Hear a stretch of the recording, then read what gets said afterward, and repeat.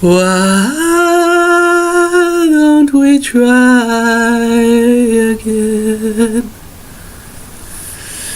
Bit of Brian May there. A bit of my voice. I told you I was right-brained. Judge for yourself if that's good singing. I've just tried to film all of this about this subject on, but it's obviously didn't have the record button down.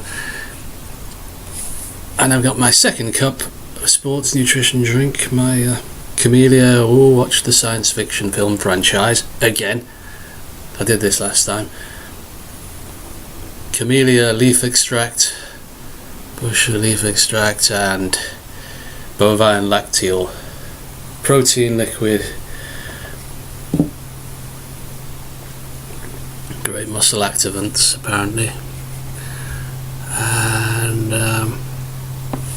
the subjects of narcissists, creative and non-creative. My friends, I've tended to have a Catholic attitude to friendship, crossing race, religion, intellect, to some extent, going back to childhood.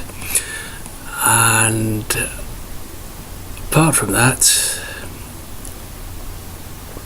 but never people who have a great deal in common with me, not like people who would say, think of starting a band with me, or say people who might swap notes on writing with me whilst at the same time completing a PhD in chemistry. Not people with that sort of broad intellect, which you perhaps tend to get more in public schools or the fee-paying schools. If you're in America, I'm talking about British public schools, and not that I would know a great deal about them, but apart from that holiday I told you about in a previous video about a bullying incident, talking about malignant narcissists, bullies or psychopaths. And I'm not going to go over all that again. Look up demonic bullies and their moronic supporters if you really want to. But the feeling of being out in a limb there, not always the case, but it was then. And who might be to blame? Don't put the blame on me. What's his name? Don't put the blame on me. I'm only human after all. Don't put the blame on me. Don't put the blame. Minimal voice projection. Anyway, because that's the last thing anyone should do. It's the last thing anybody wants. Is responsibility for your actions. Well, like, I still feel guilty about what people think. People I haven't spoken to for over 10 years. And I now realise that certain people probably had very considerable malignant streaks, traits, that I probably shouldn't have put up with, and probably should have been more assessed a little more critically. And the critical eye of your parents should also have assessed that more critically and carefully in your favour, to promote you, to help you, not hinder you. It's a bit of a double-edged sword, isn't it, experience with people, even narcissistic people, that you benefit from the insight you gain, but you don't, for a range of personalities, but you don't necessarily benefit from the way they treat you. It's hard to ascertain who's treating who the worst sometimes as well. Like that one bad thing you might have done by them, or a few bad, well, then they've got your soul when theirs has already been taken. I mean, it's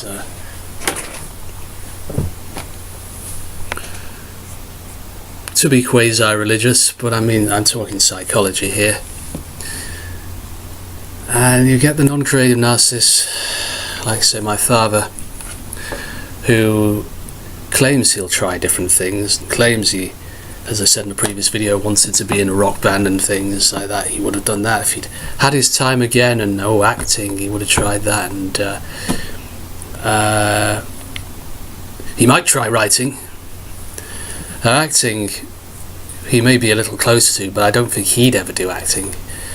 As he said to me, I would have had to have a very different childhood to be a sportsman as well, as another thing he said. I don't know.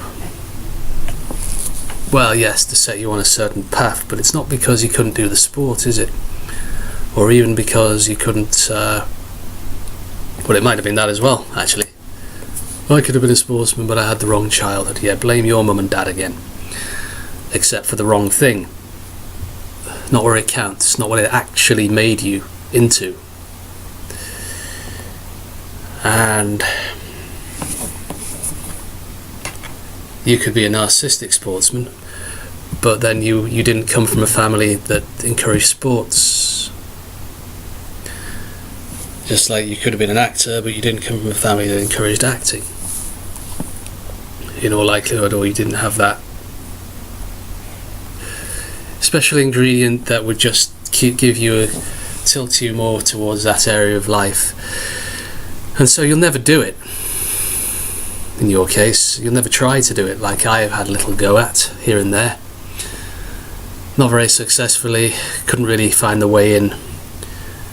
But I'm not going to blame anybody else, and I'm not going to get mad at them just because I never didn't really bloody fit in as well. I mean, I found it difficult and suffered for it a little bit, actually. I mean, I write, of course, and I try and be a comedian, and I sing a little bit, and the electric guitar and everything, but not the band, not like-minded people. Couldn't be a dad band like Queen. I call them that. I think of them as a dad band, really. Even Freddie, especially Freddie. Like, today we're going to do hard rock, and we better be good. We can do anything because we're from boarding schools, but don't tell anybody. And we had the best training, and we're clever anyway. So watch out, world. Don't stop me now. And then we have us mere mortals on the fringes. Perhaps I enjoy it too much, but the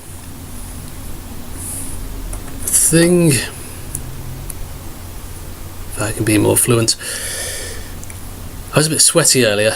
That's why I was having the muscle activant to make 2 final points in it, because I was doing a bit of calisthenics, and my physiotherapist recommended I see a Hungarian coach, a Magyar coach who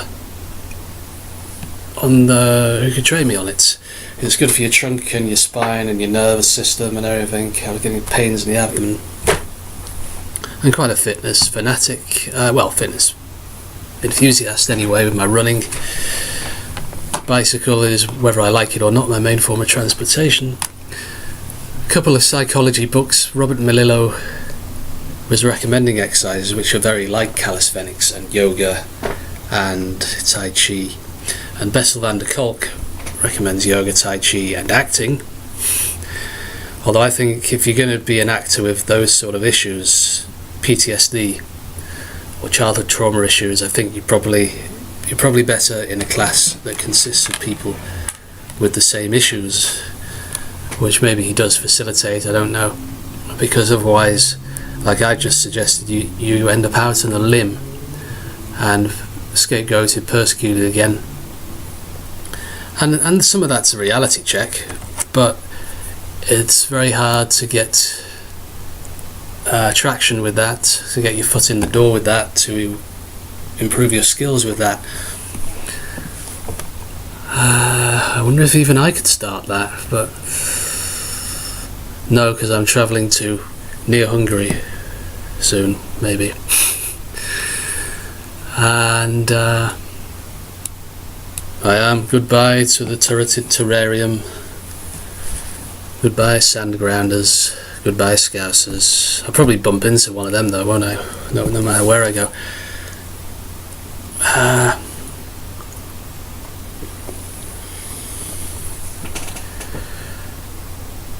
And then you've got the front of house friends whose father was in business, actually in Indian restaurants, with a lot of social awareness, but a little low on academics, intellect, to be non-diplomatic, to be a little low on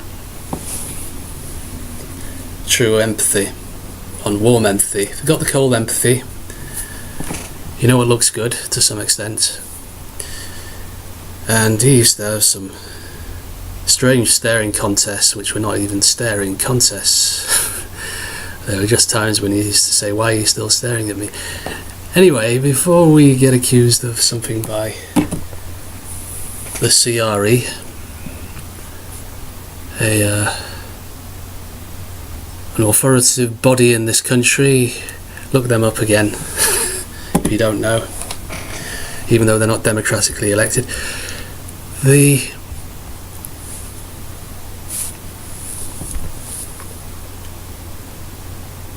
Then you've got the creative narcissists,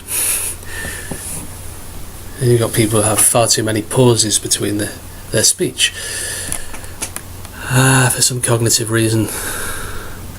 You've got the cognitive emotional reason, like my best friend who I had for over 12 years, who after you've been a little bit of a tag along and a gooseberry with different couples, you end up being a gooseberry with him and his wife.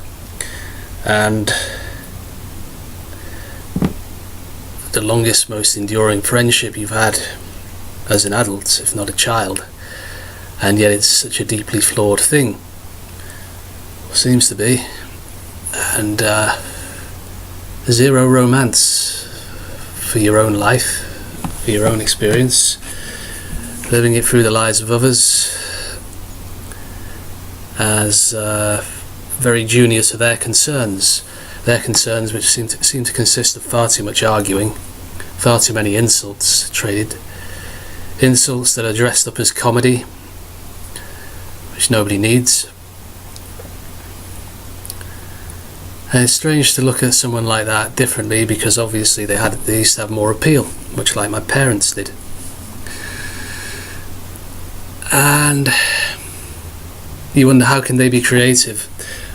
Well, as other people have touched on the true creative souls, the black sheep. Perhaps the true creative souls are the ones who do creativity in addition to life, because they know there's a stronger moral obligation to live for the sake of it, and not hide behind, and to experience things more fully, not hide behind very intensely, albeit hard worked takeoffs of other people, or the sense that they are an artist to pity, and somebody who lives a life that is to be pitied, like in their relationship, when in fact their main motive is domination of somebody else, and will probably be the case with their own children, or child singular, and already has been for some of the most crucial stages of that child's life. But they're not always as bad as all that. And I say, if you make just the creative pursuit in this narrow range, when you volunteer it, and he's quite well known in the local scene, and but if that's all you do, and he does one or two other things, but it's like he very easily steps out of that comfort zone, especially in relation to the opinion of said best friend over one or two matters. A very insecure, very delicate view of things. Sometimes you see this narcissism in strangers, where they give you a look, and you wonder, well, God, what did I ever do to you? Because your niceness and your intelligence and your emotional intelligence is a threat to their delicate world. Just by eating a takeaway meal in just by eating a Big Mac and trying to find the bin, just by saying how much money you've given someone and how much change you should have, on an off-guard moment, just by, you know, asking for service in a pub where nobody has given you any eye contact in about a minute and a half, or other offhand remarks and gestures. When a customer turns around and stares at you for too long, when somebody in a bank queue looks at you like you've done something wrong just because they're the one who hasn't spoken to you, because somebody in a chip shop God, I'm going on, harping on it, looks at you badly because the cups that they've arranged in front of themselves, when you accidentally drop £4 coins into them because they accidentally on purpose wanted you to, then gives you a death stare. And right, well, I'm going to the Chinese one from that one. Because totalitarian regime or not, they seem to be the more polite people usually.